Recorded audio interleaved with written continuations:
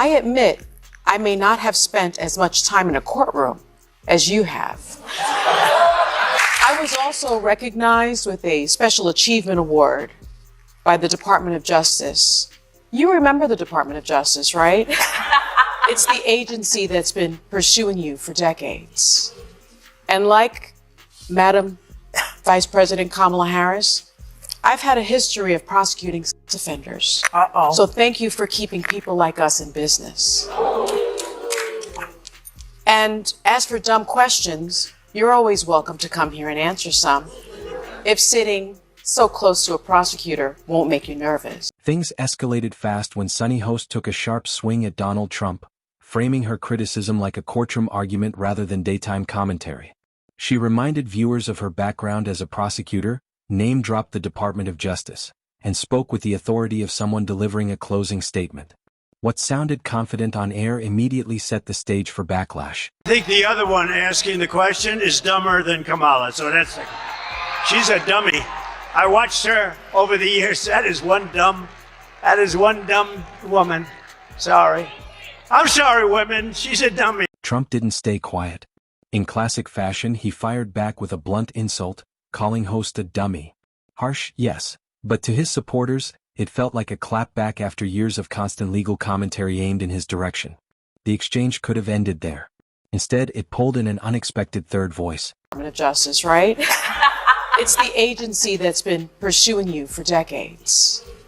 And like Madam Vice President Kamala Harris, I've had a history of prosecuting sex offenders. So thank you for keeping people like us in business.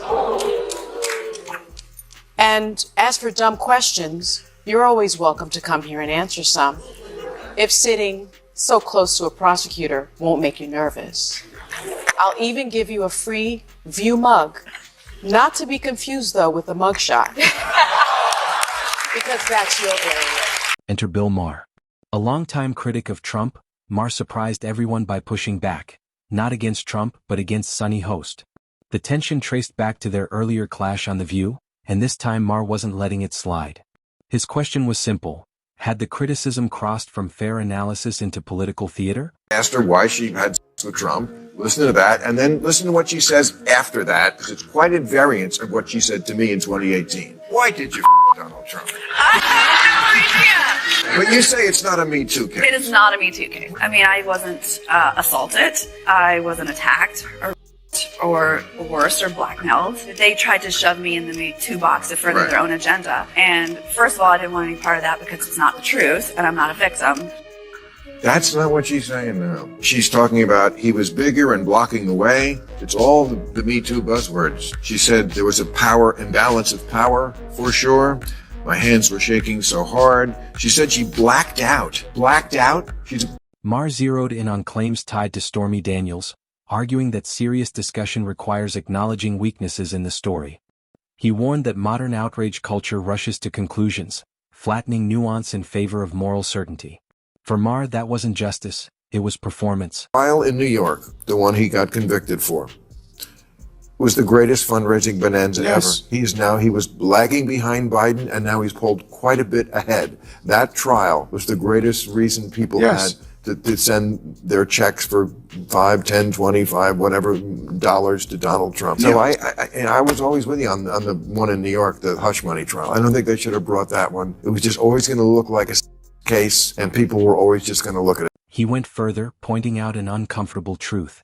Trump's New York hush money trial, Maher argued, didn't hurt Trump. It helped him.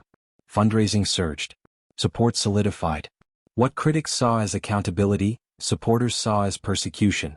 And Maher admitted it plainly, the case never should have been brought. The relevant question actually is, what is wrong with America? What is wrong with our country that the Republican Party would choose as a candidate and support a candidate who is an insurrectionist, who is an election denier, who is someone who was twice impeached, 34-time convicted felon, someone who has been accused of alleged misconduct by 26 women, found liable for sexual abuse. What is wrong with this country that they would choose a message of divisiveness, of xenophobia, of racism, of misogyny, over a message of inclusiveness, a message for the people, by the people, of the people. That's what the Sunny Host responded by shifting focus to Trump's supporters. She questioned how voters could back someone with impeachments, convictions, and allegations stacked against him. To her, the real issue wasn't Trump, it was the country that continued to support him. Real fans. Oh, sure. But there's a lot of people who voted for him, and that's their little secret. We don't like him either. We just vote for him because the stuff that you guys are doing on your fringe is scarier to us than what he's doing, which is saying a lot. And I'm not quite with them, but Maher pushed back hard. Condemning voters, he said, only deepens division. Many Americans don't vote out of admiration, they vote out of fear. Fear of instability, economic pressure, border issues, and what they see as extreme social politics.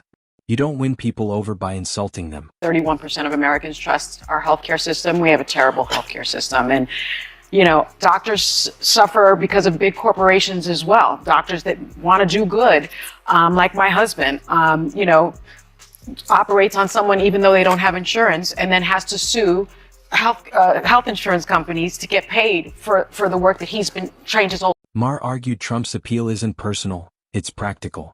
While one side debates language and symbolism, the other talks about cost of living and safety. For struggling Americans, those priorities matter more than moral lectures delivered from TV studios. An orthopedic surgeon and husband of The View co-host Sunny Hostin is accused in December lawsuit fraudulently billing insurance. By the way, this is a Daily Caller story I'm reading. The lawsuit alleges Hostin knowingly provided fraudulent medical and other healthcare services in exchange for kickbacks and or compensation, and names him among nearly 200 defendants in one of New York's largest RICO cases. Then the spotlight shifted unexpectedly. Critics began pointing out that while Sunny Host relentlessly highlights Trump's legal issues, controversy had quietly touched closer to home. Reports surfaced alleging her husband, an orthopedic surgeon, was named in a massive insurance fraud and RICO-related lawsuit. I think he's forgetting that people are still at risk who cannot get vaccinated. People who can't get that. Little kids under the age of 5. Yeah. Or people with health conditions. How dare you be so flippant? The allegations were serious. Fraudulent billing, kickbacks, and inclusion among nearly 200 defendants in one of New York's largest RICO cases.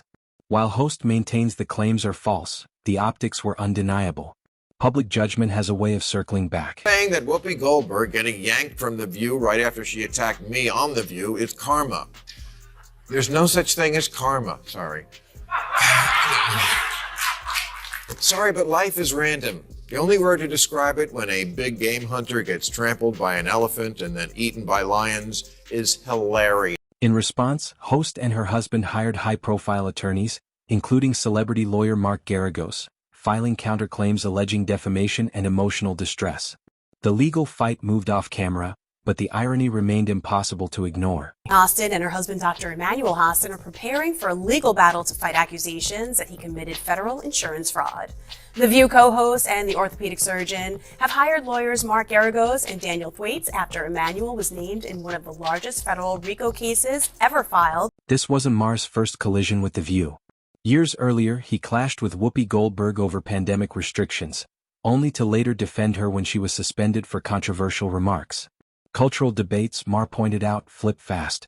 Today's moral authority can vanish overnight. Have moments from your past that make you cringe. Who hasn't said, I can't believe I said that? I can't believe I wore that. I can't believe I thought that. I can't believe I did that.